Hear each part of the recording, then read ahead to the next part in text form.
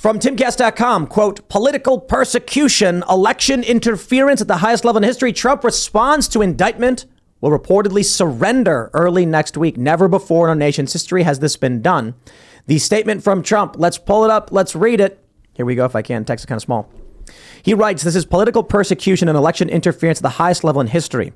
From the time I came down the golden escalator at Trump Tower, and even before I was sworn in as your president of the United States, the radical left Democrats, the enemy of hardworking men and women of this country, have been engaged in a witch hunt to destroy the Make America Great Again movement.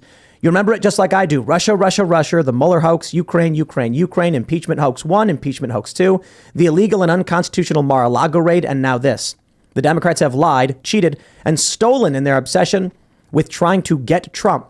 But now they've done the unthinkable, indicting a completely innocent person in an act of blatant election interference. Never before in our nation's history has this been done. The Democrats have cheated countless times over the decades, including spying on my campaign, but weaponizing our justice system to punish a political opponent who just so happens to be a president of the United States and by far the leading Republican candidate for president has never happened before ever. Manhattan DA Alvin Bragg, who was handpicked and funded by George Soros, is a disgrace.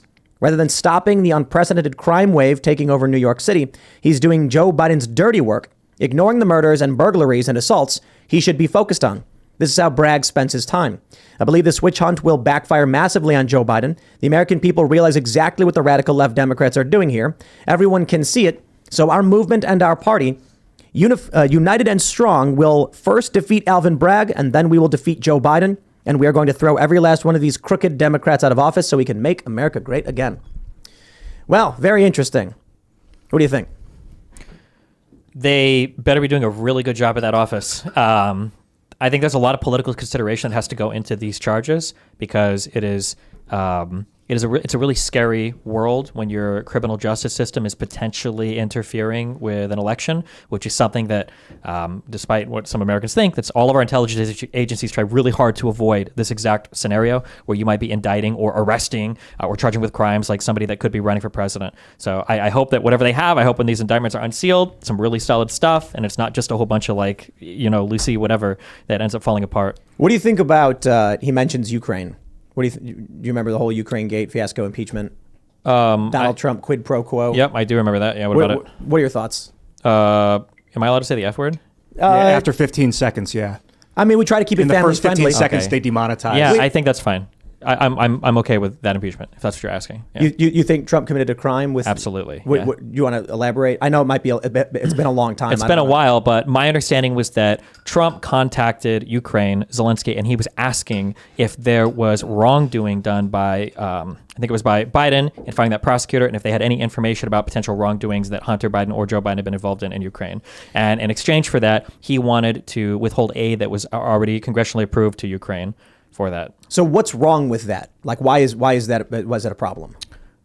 Legally or morally, or both, either, whatever you think. Legally, I believe it's because I don't think the president has the authority to withhold that aid. I don't remember what the legal arguments for on that. For the moral part is our president probably shouldn't be asking other countries to investigate like wrongdoings of political opponents. That's a really scary Joe Biden world. wasn't running for office at the time. I mean, then why was he? Hold on. I'm trying to think of the timeline for this. Yeah, Joe Biden, it was a year before he announced. That was part of the controversy, that Joe Biden had not announced he was running for office at all. No, but hold on. He might not have announced it, but I'm pretty sure most people knew he was running. Like in the early polls, like if you looked at Real Clear Progress, if you looked at a lot of the polling aggregate sites, like they were already polling Biden. He'd already been factored in quite a while. He might have announced that he was going to run for office, but I'm pretty sure a lot of people were expecting it. I mean, that's just speculative media stuff. So Trump isn't actively investigating a political opponent. Unless the argument is we all secretly knew that was going to be the case. They were like Bernie Sanders was still in the race. There were a bunch of other people. At the time, the controversy was like, why Joe Biden? There were other Democrats that were actually talking about running, and it wasn't Joe Biden. He announced late. He did announce late, but he was still factored into the polls really early because a lot of people thought he was going to run. The question is, though, do we want the president contacting other, even if he's not running, he is still a type of political opponent. What if the vice president did the same thing? Is that if the vice president was? I think that anytime you're reaching out, let's ask, if we pull back on a macro level, why is Trump asking this information? Does he genuinely think that there's been some grave wrongdoing done by the Bidens that needs to be corrected for? Yeah. And if so, why isn't he asking our intelligence agencies for information about this? Why is he going to another country and asking? I mean, we have the Five Eyes Spy Club. We do that all the time. It's Where we don't do that all the time. Going to another leader and saying, "Hey, I need you to get dirt on a potential political opponent," because I think there's something. Well, he wasn't a political opponent, and he is a political. Even if he was the vice president of the former opposite party guy that he just as he came into office. What do you mean? He's some kind of political opponent, right? Even if he wasn't directly running yet. Like I would argue, if he was asking to for like AOC, for instance, I would say that it's similar. Trump didn't go to the president of Ukraine and say, "I got this political opponent I need dirt on." He said, "What's up with this video of Joe Biden threatening to withhold congressionally approved aid unless you take action on his behalf?" And the president of Ukraine was like, "I'm not sure." And he goes, "Well, can you look into that? I want to know what that's about." It wasn't just, "Can you look into that?" It was, if you don't find what I need, I might withhold aid that's already been congressionally approved for you. And that was the issue. If he was just asking questions, we wouldn't be having the conversation. He would have been impeached, right? So this is the point that I'm getting at. When this started and Donald Trump asked about this, specifically because there was a viral video of Joe Biden outright admitting to threatening to withhold congressionally approved aid unless a prosecutor got fired, you had Joe Biden breaking the law. Sure. So there was a video of Joe Biden on stage making the claim/joke on stage where he's saying, "I told him, you don't do it, you're not going to blah, blah, blah, blah, blah." Joke. But in terms of him but in terms of there actually being a serious offer on the table where he was like threatening to withhold aid, I'm not even sure if that was ever the case. We have that one statement that he was made publicly. Number one, signed a sworn affidavit that it's what happened. Sure. Number one. Number two, the impetus for Shokin being removed from Ukraine was not to get some kind of political dirt on an opponent. It was a completely different scenario. This is a prosecutor that all of Europe and over half of Ukraine wanted fired, that the United States was acting on behalf of the Western world and trying to pressure this prosecutor out because of his lack of prosecuting corruption in the country. That's a totally different thing than I threatened to withhold aid from this guy because he's not giving me dirt on potential political opponents. So why is it that the guy who was being investigated, Mykola Zlochevsky, returned to the country? He had fled when Shokin was investigating him. And then after Joe Biden got Shokin removed, Zlochevsky returned to the country to begin working on Burisma again. Why did he return to the country? Well, it could have been for any number of reasons. I'm not sure. Right. So the argument from the Democrats, the specific corruption that wasn't being prosecuted, referring to is the prosecution of Mykola Zlochevsky, the founder of Burisma. Okay. And the argument they made was he wasn't investigating him. That was the problem. And then Joe Biden says, and we got him out, and then they put in someone solid. The only issue is when Shokin had about a dozen active investigations into Burisma and Zlochevsky fled the country. They froze his account. When Biden came in and got the prosecutor fired, Zlochevsky safely returned to Ukraine without fear of criminal prosecution. When Donald Trump made that phone call, Zlochevsky fled again. So it sounds more like, you've got Hunter Biden on the board of Burisma, you got a former CIA director on the board of Burisma, and Zlochevsky, the founder. And Shokin had 12 different active, around 12 to 14. All of the investigations into Burisma were dead. No, they weren't. That's not true. It was wrong. Absolutely true. Completely false. They were only revived 1 month before Shokin was forced out. Every single one of those probes was completely dead. That's wrong. You can Google it and look for it if you want. So I'm citing Matt Taibbi. Oh, God. Right, and if you don't want to trust a journalist or whatever, or like any actual article, not a tweet, like any. I'm not talking about actual... a tweet. I'm talking about an article that he wrote breaking down what happened with Ukraine and his investigation into Zlochevsky, and this is from 2017. Okay, so your claim is that the probes into Burisma never went cold and never died; that they were active the entire time. They were active the entire time, right? Okay, my understanding is that those probes were all cold and all dead, and it was part of the reason hold on, you why said dead before. Now you're saying cold. It's the same thing. They weren't being actively worked on. So there were probes, but nobody was doing anything with them until it was 1 month before Shokin was actually ousted that there was some progress started to be made on those. So that's a very difficult question to get into. The fact is there were active investigations. Well, but that's kind of the meat of what we're talking about, right? Well, so it's kind of important to settle the fact of the matter on that. Yeah. Were there 12 investigations? Yes or no?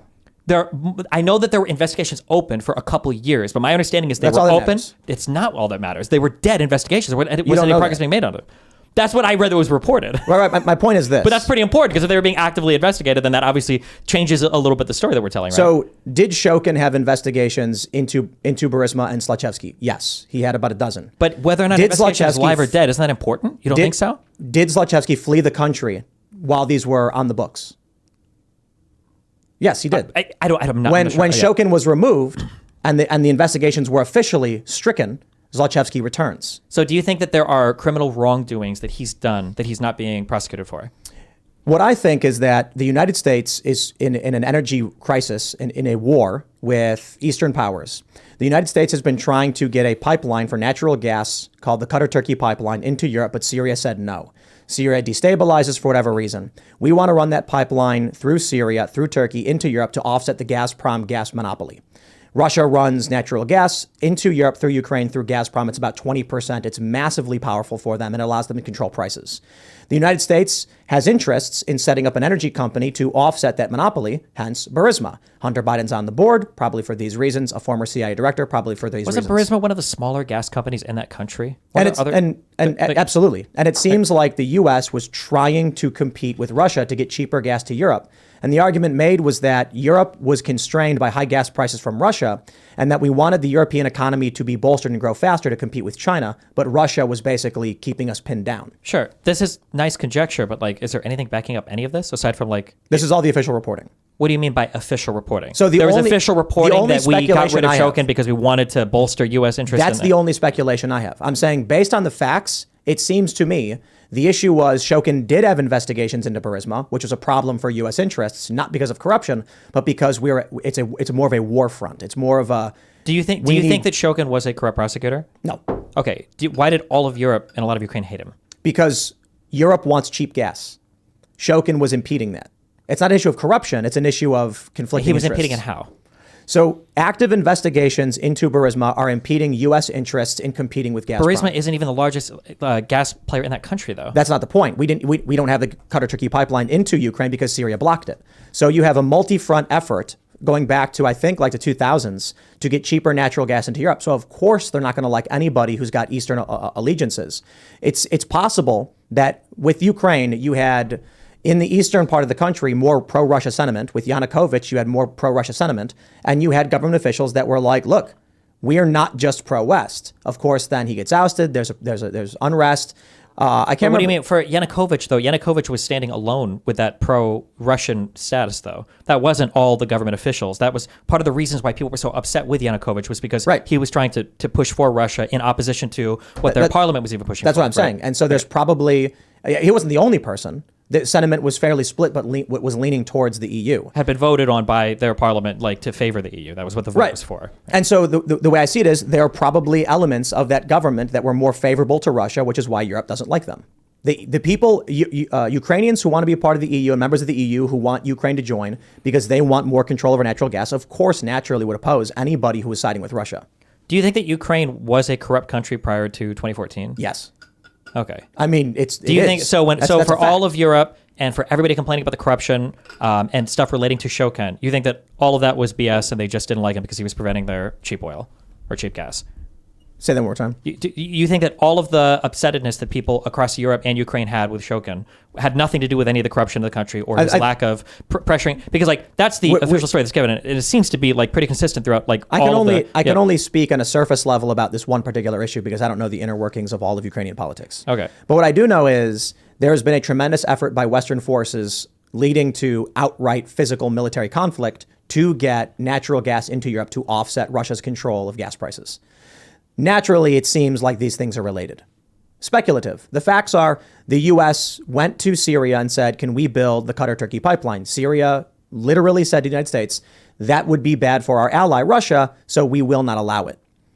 Fortunately for us, for whatever reason, Syria falls into civil war, and we just happen to oppose the guy who denied that. I don't think the whole reason for opposing it has to do with gas, but it's convenient for us nonetheless. We weren't able to do it, and to make it worse, Iran wanted to tap the same natural gas field and send the gas through Iraq and Turkey into Europe to strengthen Russia's control of energy. So the argument was the EU is trying to grow and become a unified bloc to compete with the growth of China, and Russia was basically impeding us because Russia wants to be their own big dog, right? Sure. Man, if you ever wanted to revisit a detailed breakdown of this, it'd be interesting to do a little bit of reading prior to this. But let's say hypothetically I grant you all of that. Why didn't Trump say any of that? Trump doesn't know what the hell's going on. Okay, so then Trump's investigation into the impetus for this whole conversation. On the internet, bro. Okay, so the impetus for this whole conversation of Trump pressuring them to find out if any wrongdoings happened had nothing to do with anything that you just laid out. It was just having to do with Hunter Biden and Joe Biden. It had to do with him seeing a video and then seeing people and post memes. Probably, to be completely honest, it was Tucker Carlson. Sure. Who said something But it was a little bit more than just asking questions, because if he was just curious, I don't think that the question of aid being withheld would have ever been brought up in that conversation. So clearly there was a little bit, you're saying that Biden wasn't seen as a political opponent at all, but if that was the case, I don't know why Trump would go so far to try to solicit information from the Ukrainian government such that he would withhold aid or threaten to withhold aid in exchange for some information about him. You know, Seems like a random politician to target. Like, why would he be so dead set on getting information about he Biden? hates the Democrats. They were calling him a Russian spy. I think there's a little bit. It's like- I think it it's has like to be a little bit revenge. more than that. Revenge to throw away to get impeached. I mean, you can think that, but I don't even care all that much about the speculation as to why he did it. Right? Sure. If you want to argue, well, that I think you that's can, but it's probably not- one of the most important parts. That is the most important part, is why he did it. But you Because have to make assumptions to get to that point. Do I? If You do. he's asking for dirt specifically with respect to a political opponent, I'm making assumptions. I feel like there's a lot more assumptions being made on your end that he was just genuinely interested in what Joe Biden had said and was threatening to withhold aid because he wanted a legitimate investigation of the firing of a prosecutor. I mean, I feel like it's pretty legitimate. What we know Yeah. is that he said, "What's going on with this video? I want to see some action on this, or else." Right? I feel like there was a little bit more said than that, but I don't remember because it's been a long time. Well, I'm since just trying. I was trying to paraphrase for the sake of Sure, it. but I feel like the specific requests that he was making for information are probably pretty important. I could look up exactly what the charges are alleged, but it's been a while. But So I guess the reason I bring it up is not to just debate Trump or whatever, Sure. but to ask the question of, should we indict Joe Biden for doing the same thing? I don't believe Joe Biden did the same thing, though. The request and who it was on behalf of was far different than. But Joe Biden does not have the authority to threaten to withhold I congressional. don't know if Joe approved aid. Biden actually threatened to withhold aid, But he admitted on camera that he did. He said something on camera that I don't He know if that's what he literally actually said on did. camera, "I told him that if you don't fire the prosecutor, you're not getting the $1 billion." And he said, Yeah. you don't have the authority to do that. I said, "Call the president, ask him, see what he says." Well, son of a bitch. 6 hours later, he's fired. Trump also said on camera that he could shoot somebody on 6th Street and not get arrested for it. But that's different from admitting to committing a crime. I don't know if Biden admitted to a crime there or if he was just talking shit. Biden also was in front of an audience saying that he had like 170 IQ and graduated from Harvard Law or something, right?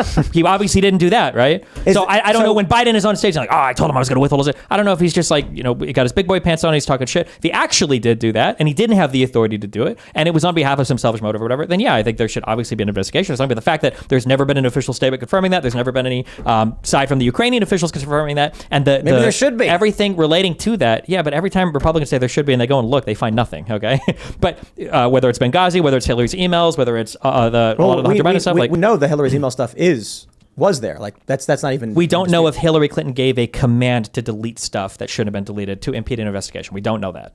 We never found information about it, which is what the charge would have been for. Sure. We know that she had a server with 35,000 emails on it. We know that her staff smashed hammers. We know that one of her staffers, I guess, he went on Reddit and he said, "How can I purge emails with someone's name on it?" or something like that. Sure. And I think, didn't he get charged or something? I don't know. I can't remember. I think it was granted immunity in exchange for information. Yeah. That's crazy, right? I remember when that happened. Like some dude on Reddit found the account and they were like, "I think this guy works." Sure, for but the Hillary crime Clinton." that we were looking for was whether or not Hillary Clinton ordered classified emails to be deleted. It doesn't seem like that was. We spent a whole lot of time talking about that. And for all the complaining that we do about a judge indicting Trump or intelligence agencies interfering in elections, Comey coming out and making the statements that he did about Hillary Clinton were not only unprecedented, but also potentially election altering too. So, I mean, Do you think Barack Obama ordering a drone strike that killed an American citizen warrants an investigation of that? there might have already been an investigation. I don't know what the vetting process inside of orders from the government. Well, like whether there was or drone strikes wasn't, like do you think there should have been? Yeah, there probably always should be when there's collateral damage. Didn't it happen? Was it in Afghanistan or Pakistan? Wasn't there a hospital that we accidentally bombed like a year and a half ago, I think? Probably. Where I think like 20 or 30 people died and it was all civilians. Yeah. Like, yeah, anytime something like that happens, there should obviously be some type of oversight. And- but that's and- different between like, there needs to be a criminal charge for an intentionally destructive act done, right? Do you agree that there's a world of difference between Biden ordered an American citizen killed overseas versus American citizen dies as a result of collateral damage from a drone strike? Those two things are worlds apart, right? Well, the added context is we're not at war with this country, and it was Doesn't a civilian matter. restaurant. There's still, even if we aren't at war with the country, there's still worlds apart, right? So let's slow down for a second. Sure. My question is very simply, if The we're authority not, granted to the president does not extend to bombing any random country. well, it seems like that's not where we're at legally right now, right? I think it's not where we're at because the American people don't do anything about it. Did we vote in Congress to bomb the Syrian airport when Trump returned fire for whatever gas attacks? No, but I think there's something different to an active war zone we do have troops on the ground in, and I don't agree with Yeah, but Trump we're not at firing. war with Syria. We have ground troops. We haven't declared a war since World War II.